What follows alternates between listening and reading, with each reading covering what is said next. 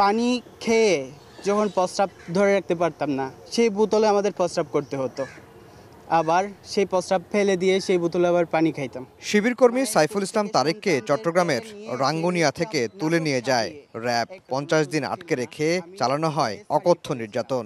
এক নিমিষেই ধূলিসাৎ হয়ে যায় তার সফটওয়্যার ইঞ্জিনিয়ার হওয়ার স্বপ্ন। আমি তখন ইন্টার পরীক্ষা দিচ্ছিলাম। আমার ইচ্ছা ছিল আমি একজন সফটওয়্যার ইঞ্জিনিয়ার হব, কিন্তু আমার সেই ইচ্ছাটা আর পূর্ণ হলো না।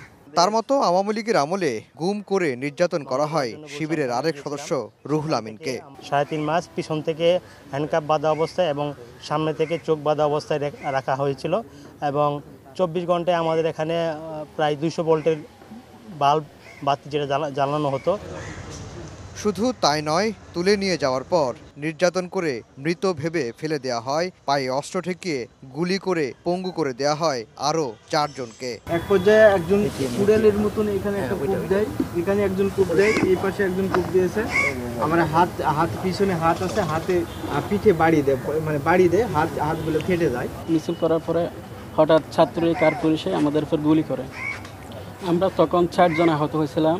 3টা ভাই, একটা ভাইয়ের পা কেটে ফেলছে, আর একটা ভাইয়ের এখান থেকে ফ্যাসা বের হয়ে গেছিল। গুম, নির্যাতন, নিখোঁজ এমন শিবিরের 7 জন রোববার সকালে ট্রাইব্যুনালে এসে অভিযোগ করেন। আলাদা 7টি অভিযোগে আসামি করা হয়েছে আইনশৃঙ্খলা রক্ষা বাহিনীর 53 জনকে। তাদের উপর যে নির্যাতন চালিয়েছেন এই আওয়ামী লীগ সরকার বা প্রশাসন, এই নির্যাতনের তারা বিচার চায়, এবং যারা মিসিং আছে তাদেরকে যেন আমাদের মধ্যে ফিরিয়ে দেওয়া হয়।